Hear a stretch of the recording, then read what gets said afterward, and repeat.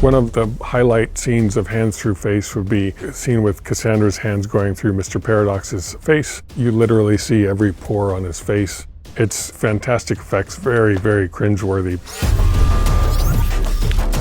In our development process, we played with different skin thicknesses, and I liked it thinner because we actually want to start seeing the details of her like knuckles in his skin. There's definitely a skull in those heads, and she definitely works around it. And then when the fingers go over the eyeballs pop out, and it's great. So for Hands Through Face, Sean and the VFX team started out with comic book reference. There's some key comic book frames that we really tried to match, where it goes straight up through here, and her fingers like to come out the nostrils and the eyeballs and the ears. Whenever we are replacing limbs or replacing faces, we'll often put tracking markers on.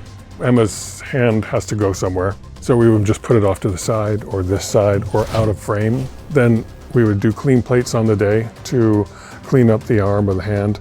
And then in post, we would do a fully digital hand and arm, and then into a mostly digital Matthew McFadden face. Then we go into detailed animation, and that would be getting the details of the fingers, sliding over the skull just right, getting it over the forehead and dipping into the eye socket, that kind of thing. And then we go into a final detailed sculpting and creature pass, and that's where you really would figure out, like if she was wearing a ring, you would see the ring in there or the knuckle. Ring, please. Oh my God. Our heroes go to Cassandra's lair twice. The first time they go, that's when Cassandra meets them all and when she puts her hands through Deadpool's face. The second time they go, we call it the assault, and it's the big battle near the end of the movie. That's when Wolvie gets his hands through face routine. What's going on in here?